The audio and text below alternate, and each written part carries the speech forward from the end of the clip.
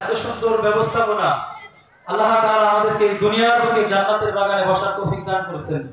এজন্য উচ্চ আওয়াজে আল্লাহ তাআলাকে খুশি করার জন্য আবারও দিল থেকে শুকরিয়া আদায় করছি, আলহামদুলিল্লাহ। আল্লাহ রাব্বুল আলামিন আমাদেরকে সুস্থ শরীরে আল্লাহ তাআলা এই পবিত্র ওরস শরীফ এনেছেন, এজন্য আরেকবার শুকরিয়া আদায় করছি, আলহামদুলিল্লাহ। হাদিস শরীফের মধ্যে আসছে মাজলিসু ফিকহিম খায়রুম মিন ইবাদাতি 60 সানা, যে হাদিসের একটা মজলিস, যে মজলিসে কুরআন এবং হাদিসের আলোকে আলোচনা হয়, আল্লাহর নবী সাল্লাল্লাহু আলাইহি সাল্লামের গুণগান করা হয়, নবী পাকের আহলে বাইতের কথা আলোচনা করা হয়, ওলি আল্লাহদের সম্মান নিয়ে আলোচনা হয়, এমন একটা মজলিস, এমন একটা মাহফিল এখানে বলা হয়েছে 60 সানা, অর্থাৎ 60 বছর নফল ইবাদতের চাইতে উত্তম। সুবহানাল্লাহ। তো আপনারা আমার এখানে বসার কারণে, এখানে বসছি, এই আসছি, আলোচনা শুনতেছি, এই বসার বদৌলতে আল্লাহ রাব্বুল আলামিন আপনার আমার আমলনামায় 60 বছর নফল ইবাদতের সওয়াব দান করেছেন। সুবহানাল্লাহ। তো এখন কিন্তু যদি আপনাকে আমাকে বলা হয় 100 টাকার নামাজ পড়ি, পড়ার মতো কি সুযোগ পাবো? কথা বলেন।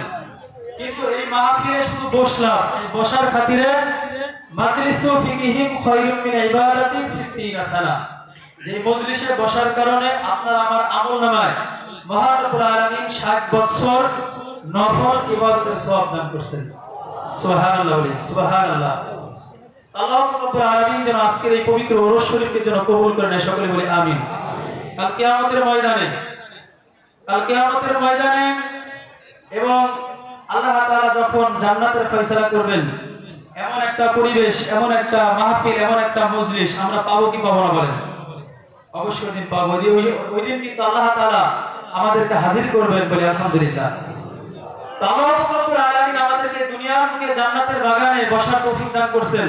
এই জান্নাতি পরিবেশটা এটা তৈরি হয়েছে কাদের মাধ্যমে বলেন? ওলি আল্লাহদের মাধ্যমে। কি ঠিক না ঠিক? আমার আগের ভাই যে কথা আলোচনা করে গিয়েছেন, নবী মুহাম্মদ রাসূলুল্লাহ সাল্লাল্লাহু আলাইহি সাল্লাম তিনি নিজে বলেছেন, আনা ফাতামুন নাবিয়্যিন লিনাবিয়্যিন ইল্লা বাদি, অর্থাৎ আমার পরে আর কোন নবী আসবে না, আমি হচ্ছি শেষ নবী, অর্থাৎ আমার পরে আর কোন নবী কি আসবে না। আমার পরে যে যুগটা আসবে, এই যুগটা হলো কি? বিলায়াতের যুগ। এই যুগটা হলো কি? হযরতে মাওলা। তো এখন চলতেছে হলো কি বলেন? বিলায়াতের যুগ, ওলি আল্লাহদের যুগ। কথা বলেন ঠিক না ঠিক?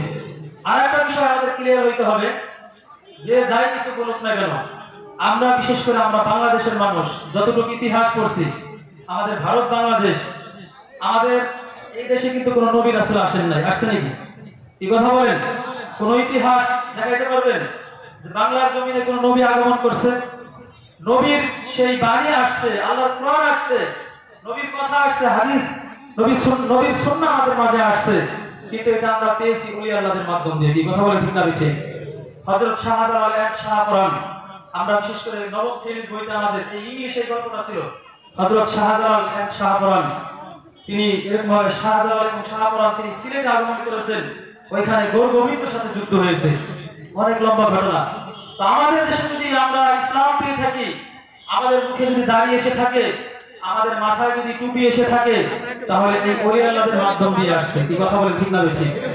ওলি আল্লাহদের অস্বীকার করার কোনো সুযোগ আছে? তো আমরা এখানে আসছি কিসের জন্য ভাই? দয়া করে বসেন, বসেন।